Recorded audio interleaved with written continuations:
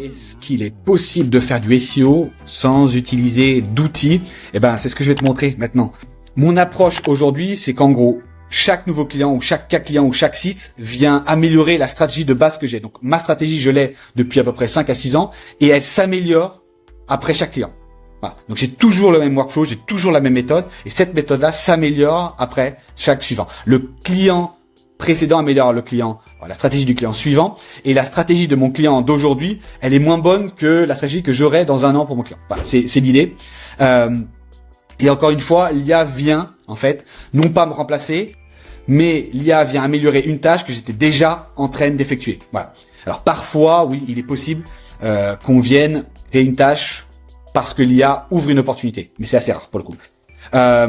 Et pareil, alors, il y a tous ceux qui ne veulent mettre de l'IA nulle part parce qu'ils ont peur de se faire remplacer, et il y a tous ceux qui veulent mettre de l'IA partout pour se remplacer eux-mêmes. Voilà. Le but n'est absolument pas ici, je pense qu'il y a un équilibre à trouver. C'est pas une peur de l'IA, parce que je suis vraiment full IA pour le coup, mais c'est comment moi je peux améliorer mes performances via l'IA. En fait, c'est mon moi amélioré avec l'IA. C'est pas mon moi remplacé par l'IA, pas du tout. Voilà. Je pars d'un besoin que j'ai, et je me dis pas, oh là là, vite me faire remplacer, il faut que je trouve absolument des hacks pour placer de l'IA dans mon process. Pas du tout. L'IA, encore une fois, vient augmenter la valeur qu'on produit, qu'on apporte à notre client, vient améliorer nos réflexions, mais ne pas remplacer notre réflexion. Si tu n'es pas capable de réfléchir, d'anticiper des tendances sur ton marché, tu te feras manger par l'IA. Voilà. Et c'est en réfléchissant qu'on arrive à faire des liens et donc à anticiper des tendances. C'est le but en fait. Voilà. Donc des tendances SEO, des tendances sur ton marché, peu importe, des tendances thématiques, des manières de faire, des techniques, etc. Tout ça, c'est de l'anticipation. Pour anticiper, il faut réfléchir. Voilà. Et je vais te donner maintenant mes exemples complets. Je parlais des prompts que j'ai fait en début de vidéo. C'est des exemples concrets. Comment moi, j'utilise l'IA dans mon quotidien. J'utilise la suite Google. Voilà, globalement, c'est uniquement ce que j'utilise. Parfois un peu d'SEMrush pour vérifier les volumes, mais globalement, pratiquement jamais. Ok? Donc, on part du principe que 99% du temps, je n'utilise aucun outil.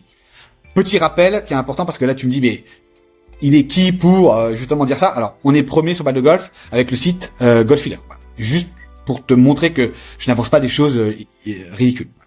Donc, par exemple, j'utilise pas d'outils sémantiques. Ok? Donc, qu'est-ce que je vais faire?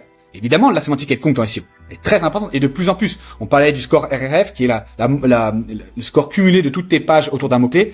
Globalement, je vais créer un prompt. Voilà. Donc, si tu regardes ma précédente vidéo, tu vois qu'il y a un prompt et sémantique.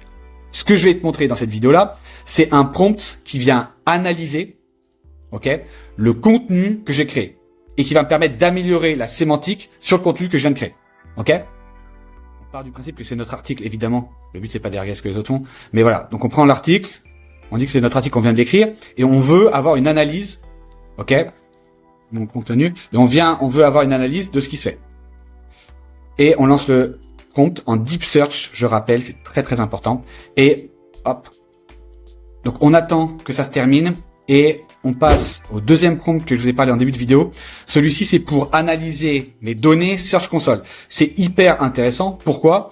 Parce que globalement, quand vous avez un volume de mots-clés important, pour repérer, on va dire, des patterns, pour repérer des modèles de pages, surtout aujourd'hui avec les IA, on sait aujourd'hui que créer des modèles de pages, c'est hyper important pour les IA. Et là, on va essayer de trouver en fait des patterns dans l'ensemble de mots-clés. Alors, le but, c'est que vous ayez déjà ces patterns-là, mais que l'IA vienne ajouter en fait des infos que vous n'avez pas. Encore une fois, je le répète, mais c'est peut-être redondant, mais globalement, arrêtez de vous remplacer par l'IA.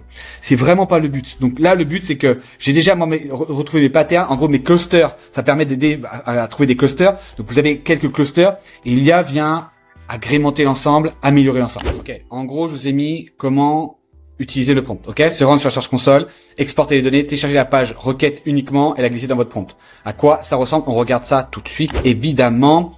On passe sur ChatGPT. Alors, là, j'ai téléchargé mon rapport, Search Console. Ensuite, j'ai mon prompt et voilà à quoi ça ressemble. En gros, il te ressort les meilleurs, il te clusterise tes mots-clés. Alors, tu dois déjà l'avoir fait, évidemment, je le répète, mais c'est très important. Et en fait, là, il va te sortir des cohortes, des types de pages regroupées par mots-clés. Et lui, il va se baser sur deux insights importants, c'est le CTR et la position. Et en fait, en fonction de ça, il va te dire, est-ce que ta stratégie, il faut mieux l'orienter de ce côté-là ou de ce côté-là, en fonction des mots-clés qui sont déjà existants sur ton site. Donc évidemment, ça exclut les mots-clés que tu vas devoir attaquer sur ton site prochainement, évidemment. Hein. Donc ne pas oublier cette donnée-là importante. Et en fait, ce qu'il me fait, c'est qu'il me dit, donc là c'est un site e-commerce de vêtements, il me dit, bon, ta première cohorte, là où les mots-clés performent le plus, c'est des requêtes autour du nom de marque. Globalement, il n'y a rien de surprise, hein. C'est ce qui se passe généralement. Heureusement que tu es promu sur le nom de marque. Deuxième chose, c'est des requêtes autour de produits. Donc là, on voit des pulls, des vêtements, voilà. Globalement, le CTR est assez élevé, les positions sont moyennes, entre 8 et 10 globalement. Donc c'est très bien. Donc on peut remonter dessus, il y a des opportunités et en nombre de mots-clés, c'est la deuxième cohorte. Donc ça c'est intéressant, une cohorte, en gros c'est un cluster, hein, je répète. Voilà. En numéro 3, c'est tout ce qui va être autour des requêtes informationnelles spirituelles, comment être un bon chrétien, les qualités, etc. Bon, peu importe. Mais sur le blog, on peut se dire, ok, il y a des articles à pousser parce que le CTR, il est très important et les positions moyennes, elles sont prises facilement. Donc, on peut pousser sur l'informationnel. Je suis pas trop informationnel dans mes stratégies, mais globalement, là, ça peut être intéressant quand même. Voilà. Après, des requêtes musicales, etc.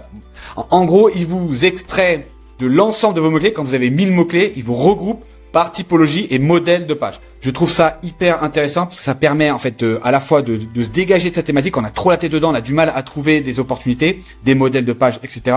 Et ça permet d'améliorer évidemment ce qu'on a déjà trouvé. Donc, c'est vraiment, je trouve ça vraiment intéressant.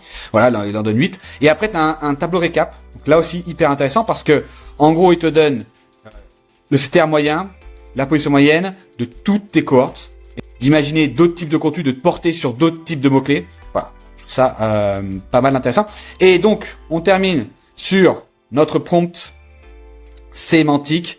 Donc là, il a analysé la sémantique de mon contenu. Ok, sur 3 typologies différentes, la distribution, la fréquence des concepts et la position moyenne dans le texte. Voilà. Donc ça, derrière, tu l'utilises évidemment en fonction de ce dont tu as besoin pour améliorer tes textes. Mais voilà, ça peut également, voilà, il te donne des sources, etc. Non, donc c'est intéressant. Et tu peux utiliser ces graphiques directement sur ton site si tu as un site, une agence SEO par exemple. Voilà, donc c'est intéressant. À toi de voir comment l'utiliser. Et on se quitte là-dessus. Je le répète encore une fois, ne te remplace pas. Laisse l'IA améliorer tes performances. Voilà, globalement, c'est l'idée. Tu retiendras l'idée de la vidéo. Je te souhaite une très bonne journée et je te dis à très bientôt. God bless.